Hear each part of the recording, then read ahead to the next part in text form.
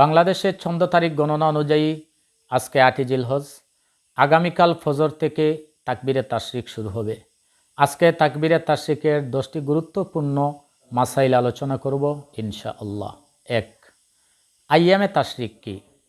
৯ জিলহজ ফজর থেকে 13ই জিলহজ আসর পর্যন্ত মোট 5 দিন হলো আইয়ামে তাশরিক। ২. তাকবীরে তাশরিক কি? আইয়ামে তাশরিকের দিনগুলোতে প্রত্যেক ফরজ নামাজের পর আল্লাহু আকবার, লা ইলাহা ইল্লাল্লাহু আল্লাহু আকবার ওয়ালিল্লাহিল হামদ, এই তাকবীর বলাকে তাকবীরে তাশরিক বলা হয়। ৩. তাকবীরে তাশরিকের ইতিহাস কি? সহিহ বুখারী শরীফের অন্যতম ভাষ্যকার ইমাম বদরুদ্দিন আল আইনি রহমতুল্লাহ আলাইহি এ সম্পর্কে বলেন, সাইয়্যিদুনা হযরতে ইব্রাহিম আলাইহিস সালামকে আল্লাহ যখন আপন সন্তান ইসমাইল আলাইহিস সালামকে কুরবানি করার নির্দেশ দিলেন, ইব্রাহিম আলাইহিস সালাম কুরবানির পূর্ণ প্রস্তুতি গ্রহণ করলেন। আল্লাহ জিবরিল আলাইহিস সালামকে নির্দেশ করলেন বেহেশতে একটি দুম্বা নিয়ে যাওয়ার জন্য। জিবরিল আলাইহিস সালাম যখন বেহেশতে দুম্বা নিয়ে আসলেন, তখন তিনি সন্দেহ করলেন যে দুম্বা নিয়ে দুনিয়াতে আসার আগে ইব্রাহিম আলাইহিস সালাম আপন সন্তানকে কুরবানি করে নেন। এই কারণে তিনি আকাশ থেকে উচ্চ আওয়াজে বলেছিলেন আল্লাহু আকবার, আল্লাহু আকবার। হজরতে ইব্রাহিম আলাইহিস সালাম তার কণ্ঠ শুনে আকাশ পানে দৃষ্টি নিক্ষেপ করে দেখলেন হজরতে জিবরিল আলাইহিস সালামের ছেলে ইসমাইল আলাইহিস সালামের পরিবর্তে বেহেশত থেকে একটি দুম্বা নিয়ে আসছেন। তখন তিনি স্বতঃস্ফূর্তভাবে বলে উঠলেন লা ইলাহা ইল্লাল্লাহু আল্লাহু আকবার। বাবার মুখে আল্লাহর একত্ববাদ ও বরত্বের বাণী শ্রবণ করে ছেলে ইসমাইল আলাইহিস সালাম আল্লাহর হামদ এবং প্রশংসা করে বললেন আল্লাহু আকবার ওয়ালিল্লাহিল হামদ।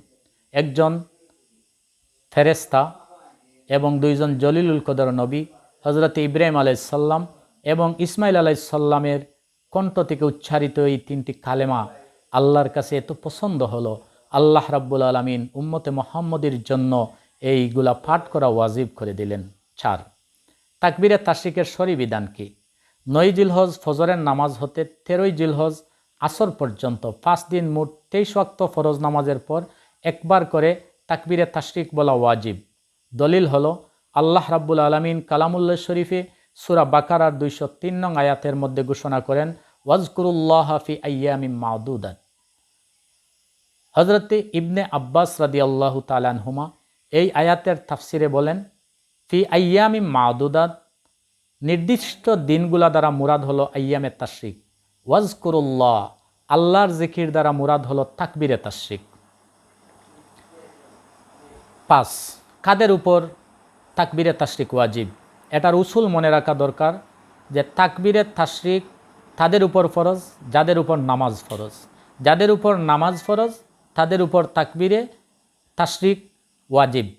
যাদের উপর নামাজ ফরজ তাদের উপর তাকবীরে তাশরিক ওয়াজিব।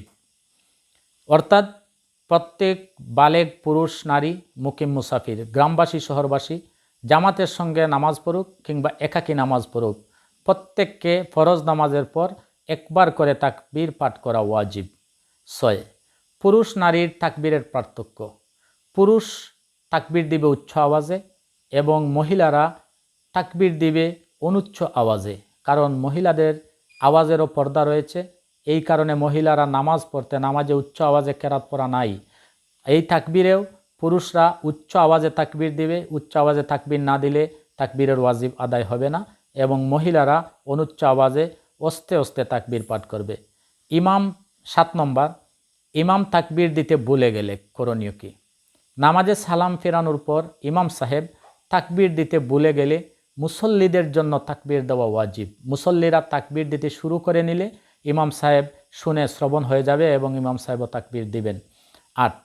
তাকবীরে তাশরিক ভুলে গেলে করণীয় কি? যদি মুসল্লিরা নামাজের পর তাকবীর বলতে ভুলে যায় এবং কিছু কাজ করে ফেলে যার দ্বারা নামাজ নষ্ট হয়ে যায়, যেমন মসজিদ থেকে বের হয়ে যাওয়া অথবা ওযু ভঙ্গ হয়ে যাওয়া, তাহলে তাকবীরের আইন রহিত হয়ে যাবে, কারণ তাকবীরের কজা হয় না। এই কারণে আমাদের অত্যন্ত সচেতন থাকা দরকার যে নামাজের পর যেন তাকবীর দিতে ভুলে না যাই। যদি ভুল হয়ে যায় তাহলে ওয়াজিব তরক করার কারণে তওবা ইস্তেগফার করতে হবে। মাসবুক ব্যক্তির করণীয়। মাসবুক ব্যক্তি যিনি নামাজে 1-2 রাকাত পরে জামাতে শরিক হয়েছেন, তিনি নামাজ শেষ হয়ে যাওয়ার পর তার অতিরিক্ত যে নামাজ এটা আদায় করে আবার তাকবীরে তাশরিক আদায় করতে হবে।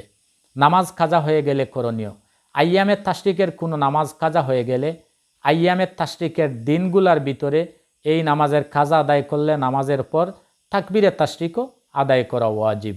আল্লাহ রাব্বুল আলামিন আমাদেরকে আইয়ামে তাশরিকের দিনগুলাতে তাকবীরে তাশরিক আদায় করার তৌফিক দান করুক এবং এই দিনগুলাতে সদা সর্বদা আল্লাহর জিকিরের মধ্যে আল্লাহ যেন আমাদেরকে কবুল করেন। আমিন। আসসালামু আলাইকুম রহমতুল্লাহ।